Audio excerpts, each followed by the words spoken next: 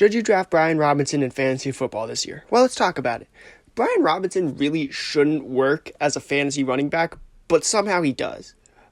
He finished last year as the RB29. He's going as the RB30 and the 86th overall player. So he is going about the same as where he finished last year. So people aren't predicting any kind of really change in him. And, that is something I find kind of interesting. Robinson's in a really interesting situation. He gets to play with Jaden Daniels, which is both good and bad.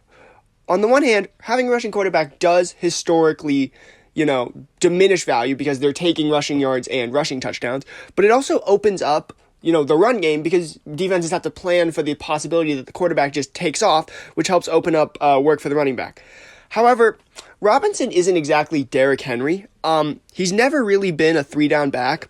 He hasn't been super efficient. He's never had a 1,000-yard season, and he's not even really a good pass catcher because Austin Ekeler, it takes all his pass catching value, and that's really the niche Ekeler fills in this offense is the pass down back. So the question then becomes, what does Brian Robinson do that actually gives value to him on this team? It's really simple. He's the goal line back. Brian Robinson is the guy who, on the 2-yard line, if they want to give the ball to the running back, they're going to give it to Brian Robinson. And that is really what propelled his value last year. For the first 6 weeks of the season, he averaged 15.2 PPR points per game because he scored 6 touchdowns in 6 games. And after that, he was okay. He missed a few games with injuries, and I think that kind of dampened his ability to perform after that, but he still was pretty good, and he ended up averaging 13 points per game over the entire season, even though at the end of the season, the last 3 games, he kind of disappeared.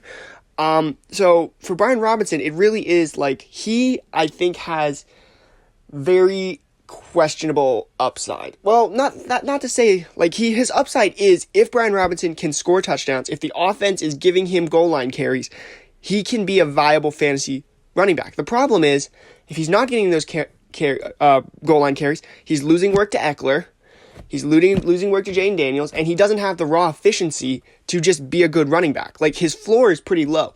And I just worry that, if this offense, if he just doesn't get those goal line carries, he's just not really going to be that viable.